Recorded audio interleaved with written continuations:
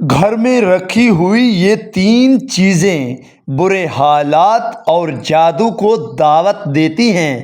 خدارا انہیں اٹھا کر گھر سے باہر نکال دیں۔ پیارے دوستو، وہ 3 چیزیں یہ ہیں۔ السلام علیکم محترم ناظرین کرام۔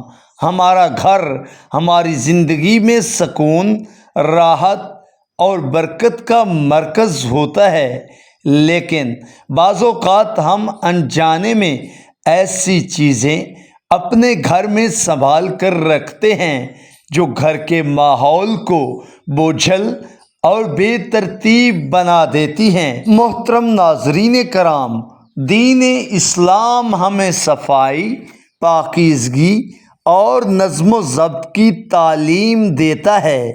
جب گھر صاف ستھرا اور منظم ہو تو انسان کے دل کو بھی سکون ملتا ہے اور گھر کا ماحول خوشگوار محسوس ہوتا ہے۔ پیارے دوستو، پہلی چیز ہے ٹوٹے ہوئے برتن، شیشے یا نقارہ الیکٹرانک سامان ہے۔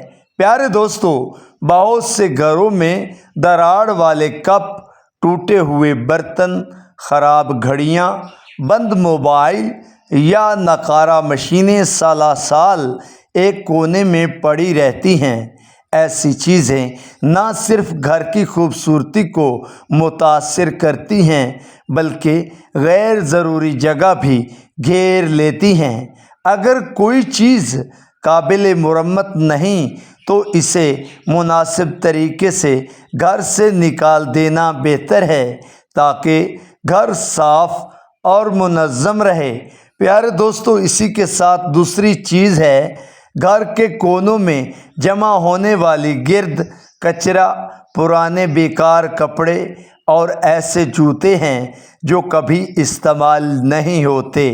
وقت کے ساتھ یہ چیزیں جمع ہوتی رہتی ہیں اور گھر بے ترتیبی کا شکار ہو جاتا ہے۔ صاف ستھرا گھر نہ صرف دیکھنے میں اچھا لگتا ہے بلکہ وہاں رہنے والوں کے مزاج پر بھی مثبت اثر ڈالتا ہے۔ اس لیے وقتاً فوقتاً غیر ضروری اشیاء الگ کریں اور گھر کی صفائی کا خاص خیال رکھیں۔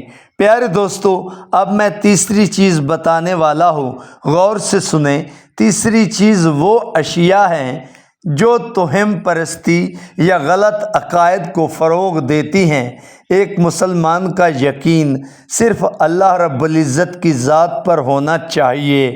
قسمت بدلنے، نقصان سے بچانے یا غیب کی خبریں دینے کے دعوے کرنے والی چیزوں پر بھروسہ کرنے کی بجائے اللہ رب العزت پر توکل کرنا چاہیے۔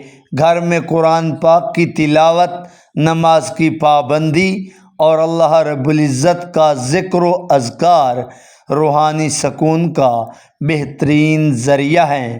ناظرین کرام، یاد رکھیں کہ خوشحال گھر صرف دیواروں سے نہیں بنتا بلکہ صفائی، اچھے اخلاق، محبت اور اللہ رب العزت کی یاد سے آباد ہوتا ہے۔